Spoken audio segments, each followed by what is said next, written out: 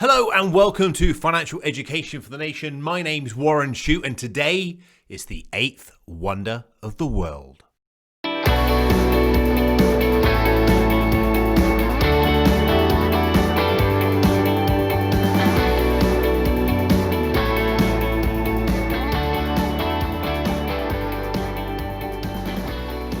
This episode has been sponsored by Idelo, the price comparison website. Okay, so what do I mean, the eighth wonder of the world? When I mention investing to some people, their initial reaction is, hey, it's not for me. I'm not an investor. I'm not rich enough. I'm not having any money. It's not my kind of thing. I don't understand it. One of the things you've got to bear in mind is with the advent of the workplace pension, automatically overnight, thousands, hundreds of thousands, and now millions of people became investors. Because investing is when you put your own money at risk. So you put it out into the market at risk for the potential reward or gain in the future. And you do so following an evidence-based process. There's some kind of meaning behind it. And the key bit behind that is there's some kind of meaning or evidence-based process behind it that in the past has shown that it has given a reward. And that's important because that then compares to speculating, which is really when you would just buy something like cryptocurrency. And I don't need to belittle cryptocurrency. I actually have clients who've made a lot of money, tens of thousands, might even be hundreds of thousands in cryptocurrency, but it wasn't intentional. It's almost by accident that they made this money. So there's no predictability of the return. When you buy an investment, let's say, for example, an equity, a share, you're buying a slice, a ownership of a company. So it's really important you understand that investing is not speculating. It's important that you buy into the fact that there's a predictable, over time, revenue stream that you're owning. The eighth wonder of the world was a quote from Albert Einstein. He said, compound growth is the eighth wonder of the world. He who understands it earns it. He who doesn't pays it. In compound growth is the return you receive on your investment over time. So let me give you an example. If you put £100 into an investment and it grew by 10%, your investment would grow to £110. Okay, and then in year 2, your investment would grow to £121, not 120. And that's because your 10% growth is now based on the new £110 as opposed to the original £100. And this is how the rich get richer. Okay, you're growing your wealth. So let me have another example. We'll extrapolate this example. If you've got £100 invested and it grows by 10%, it grows to 110. And then in year 2, rather than going to 120, it goes to 121.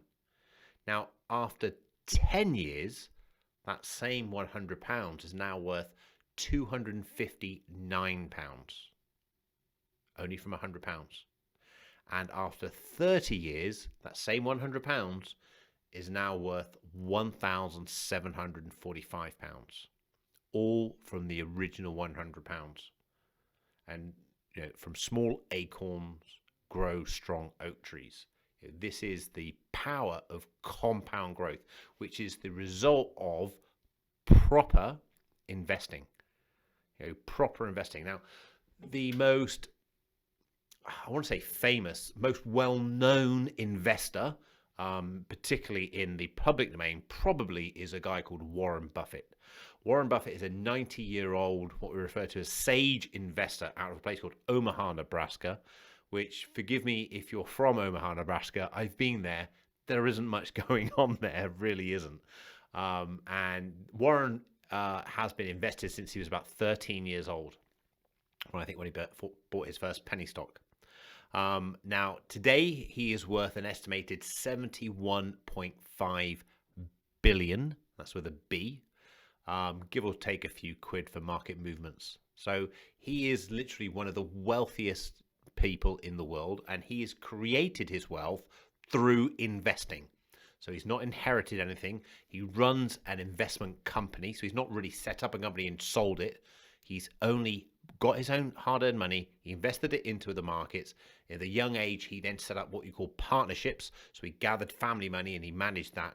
And one of the companies he bought was a mill, which was called Berkshire Hathaway. And that was probably his least successful investment. It was about to go bust.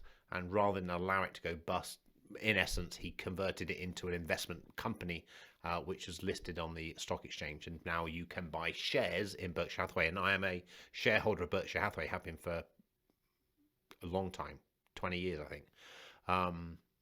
Now, he is worth £71.5 billion.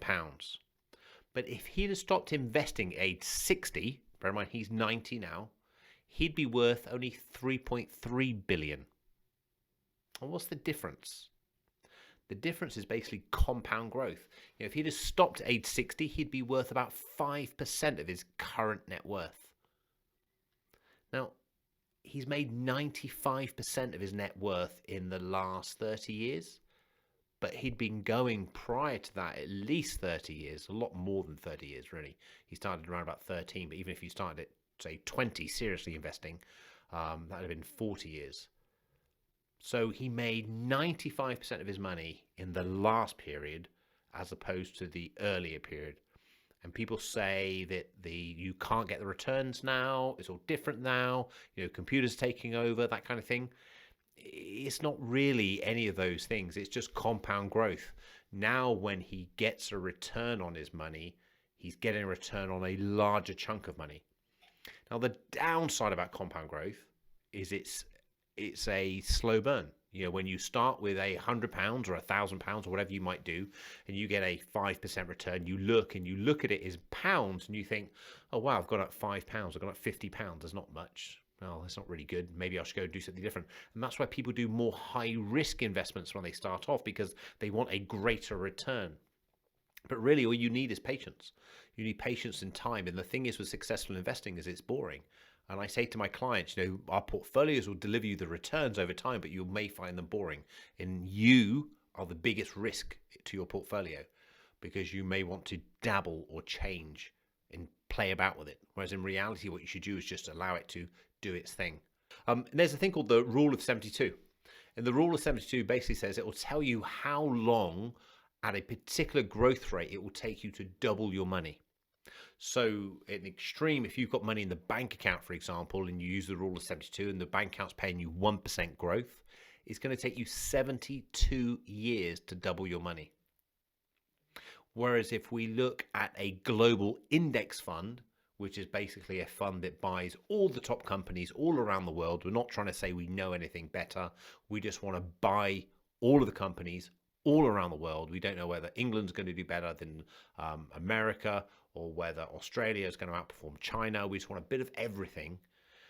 That's returned a bit over 8% return a year. So now you're looking to double your money every 9 years. So from 72 years to 9 years. Now, I know if you're a seasoned investor, these are not similar investments, and we shouldn't compare unsimilar investments. But really what I'm trying to do is give you the comparison to say these products are available out there. They are delivering these returns, but you have to have patience on your side. It's no point in being trying to second guess the return. You just need patience on your side. And whether you're investing through your workplace pension, which would be a perfect place to take advantage of this, okay, or whether it's an ISA or whatever you might do, whether you're saving for your retirement, you help your children through university, or whether you're saving for potentially long-term care fees, compound growth, receiving growth on growth really can make a difference, really can help you achieve these things. So you don't need secret insight. You don't need there's no secret sauce. The secret sauce is time and patience and really taking action. So if you haven't started investing yet, get hold of the money plan. I go back to the money plan, but virtually the whole book is now available on my website. But if you can afford the book, go and buy the book. It's not expensive.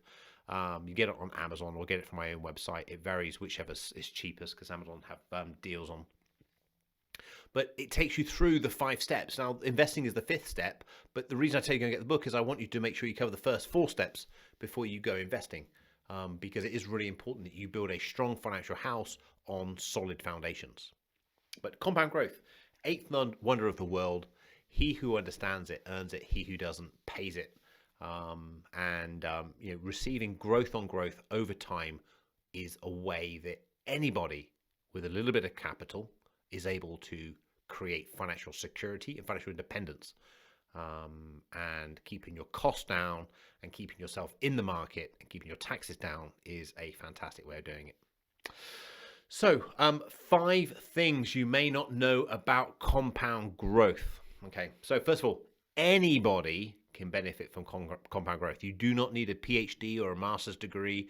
You do not need to be a certified financial planner, chartered financial planner. You don't even need to be regulated. Anybody can benefit from compound growth. What you need is patience and you need time. You need to buy and you need to hold. Okay, so anyone can do that. Second thing is compound growth is a double-edged sword. Just like Albert Einstein said, you will benefit from it over time by just holding those investments and being patient in the market. However, if you have debt, it's going to pull you down. So you need to pay that debt off first. And this is why I referred you back to the money plan, because repaying the debt is step 4. Okay, so investing is step 5, repaying debt is step 4. They've done it in reverse order. Step 3 is your foundations. Step 2 is getting financially well organized. And then step 1 is knowing what your outcome is. And that's one of the questions I always ask people. Why are you investing? Why? What's your outcome? What are you trying to achieve? Because if we don't know what your outcome is, how are we ever going to achieve it? Okay. Step 3 on compound growth is time is your friend. When you're investing, time is your friend. And with compound growth, the more time you have, the better you will be. The best time to start investing was yesterday. Second best time is today. Okay, so make sure you take advantage of it. Don't wait for any particular time. I was reading a book in the States when I decided, right, I'm going to decide, that's it. Desire, cut off all their options. I'm going to invest and I'm going to do it strategically. I wrote myself what we call an investment policy statement. So I had some rules. Maybe we'll cover that one day, so you know what it is. But hey, don't let that put you off waiting to get an IPS, an investment policy statement. Just do it now. Step 4, freeing yourself from compound growth and compound interest and debt is so important. If you have a credit card and your credit card debt is 14% a year and you overpay by just £10 a month, you could potentially saving about £2,600 of interest over that time. It's really important that you pay down your debts before you start investing. So one of the things we say in the money plan is get yourself unsecured debt free. Secure a basket, an emergency fund, about 3 times to 6 times your expenditure, and then start investing.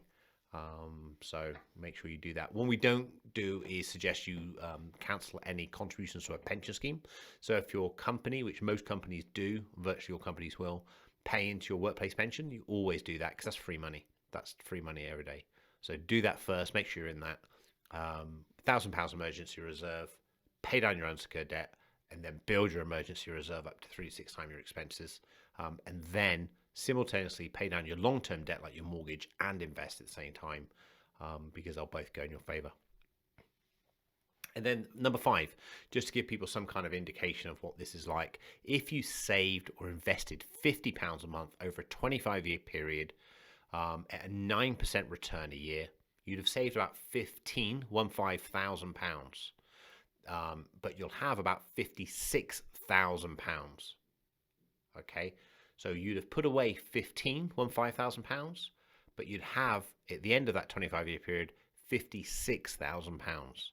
And the difference, the 40-odd thousand pounds difference, 41,000 pounds difference, is what I refer to as Einstein money. Going back to the 8th wonder of the world, that is Einstein money. It's free money. Okay, and that's the reason why we want you to start investing today, because you will not see the rewards for a long time. Okay, and this is the patience, this is the reward of the wealthy. Okay, this is why the rich get richer, because if you have a rich family, they have been able to pass down to you the knowledge and the experience of saying, hey son, you start saving and investing now, it's just a habit. It's what you do. Okay. Richest Man in Babylon was a book I read decades ago and said save 10% of your income. And ever since I read that book, I've always saved. I've not always saved 10%, particularly in the early days, but since then I've always saved at least 10% of my income, because this is how you will create your financial independence. Okay, there is no other way of doing it, unless you're going to inherit it or win it on the lottery. And I would say investing is more guaranteed than that. Okay, so that's enough on compound growth. Eighth wonder of the world: he who understands it earns it. He who doesn't pays it. Make sure you start today, even if you start little. Start putting the money away so we start growing those small acorns into big, strong oak trees. So a couple of bits in the news this week. The Office of National Statistics came out and said that the number of divorces again with opposite sex couples in 2018 was 90,000 compared to over 107,000 in 2019, an increase of almost 20%, 18.5%. And that is the highest percentage increase in 50 years. Okay, so now bear in mind, this is in 2019. We're in 2020 now. And in March this year, we had the pandemic and lockdown really hit the UK. And lots of people were spending time at home. It will be really interesting to see what the 2020 figures are like as well. And I think a couple of weeks ago, we covered pensions and divorce as well, and how pensions are taken into consideration when people get divorced. Second thing in the news was HM Courts and Tribunal Service. So basically the people who deal with probate in the UK. There are now 29,000 probate applications in the system, an increase on 5,000 since last March. Okay, so what, we're now November. So we're now, 8 months away since then. And they're getting through between 4,000 and 5,000 applications each week, but it's taking about 5 to 6 weeks to process the applications. It's not surprising due to COVID, but the backlog did start back in 2019, so they don't have enough people to process the probate. Probate's the legal verification what you do with an estate when someone dies. It's something that if your estate's over a certain level, I think it's about £5,000, you need to get probate on most instances. Okay, a couple of questions in from the listeners, readers this week. I'd like to make a large pension contribution. How much can I contribute to my pension? Okay, so you can contribute individually. You can contribute 100% of your earnings, subject to your pension annual allowance, which typically is £40,000, but that is reduced for people who earn high levels of income. Okay, and what you haven't used in the current year, what you haven't used in a year, you can use in previous years. So I'm not explaining that well, sorry. So it's up to £40,000 in this year, plus your unused allowance from the previous 3 years as well. So potentially, as long as you had a pension scheme in place, it's the 4 years, the current year, plus the previous 3 years, so it's £160,000, assuming you earn that level of income. So it's pretty decent, pretty high levels you can make there. And pensions are really good tax-efficient places to put your money. Income tax, capital gains tax, and inheritance tax, they all sort of tick all those boxes.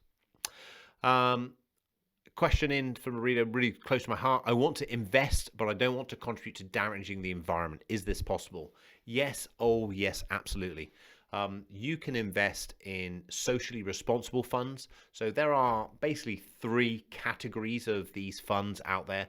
There are SRI, socially responsible investing funds, ESG, environmental, sustainable and governance funds, and impact funds, which are supposed to give do a positive impact to the environment. So there's three types out there. They all do a similar thing. SRI, social responsible funds, are more value based, so they're more on the basis like I don't want to pollute the environment, or I don't want to invest in tobacco, I don't want to invest in child labor, I don't want to invest in arms, that kind of thing. Whereas ESG is environmental, sustainable and governance, so you're looking at companies that meet these criteria, so they're not polluting the environment, they've got strong governance policies, and they treat their workers well, and it's like a sustainable business model. That's the type that I look at, the ESG. And on Lexo, although they're not on there, you can actually invest via ESG funds. So if you did want to do that, you just choose the portfolio, but let us know, and then we will let you know what the ESG version of that is. It's no problem at all. It's what Lexington is. My financial planning firm is an ESG or a socially responsible investment firm. So all our portfolios that we recommend to our clients now are have that filter. Okay, so Smarter Spender this week. So remember, Smarter Spender came about from me working with Idealo.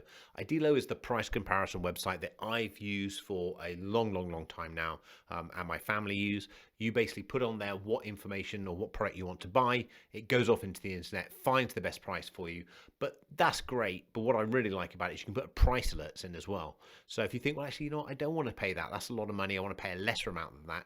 Put a price alert in, and then it will flag up, ping, and let you know when your item hits that price, and you can then decide whether you still want it. So Idealo give us some idea of what's going cheap this week compared to other weeks. This week you've got barbecues down 14% on last week, and also tracksuits down 20% on last week. So it just shows that things fluctuate in price. We just sort of look at it and think, oh, that's what the price is. But if you want to really get ahead financially, one of the things you can do is reduce your cash outflows. There's only 3 things you can do to succeed financially: increase your cash inflows, reduce your cash outflows, and improve your investment returns. Okay, so increase your cash inflows, sell stuff on the side, do a second job, maximize your income you're getting from your employer. Reduce your cash outflows, spend less. Now, I'm not all about living on a breadline. I enjoy spending money, I enjoy buying things, but I always ensure I get the best price for them. And improve your investment returns is what we talk about, just trying to get a good, sensible, diversified portfolio. Ideally, I think people will be buying stuff around the action cams and drones this week because of the advent of Christmas coming up. And I can see that. Drones, they're saying you can get this time of year about £398 cheaper than the most expensive time of the year. So it's definitely worth going onto Idealo, checking out, and they give you the history as well. So it's great service. And also, some big Christmas ticket items coming up. Electronic soft toy Gotta Go Flamingo. I have no idea what that is. Lego Super Mario Adventures with Mario Starter Course. Peppa's Clever Car. I used to love Peppa Pig when my kids were into that.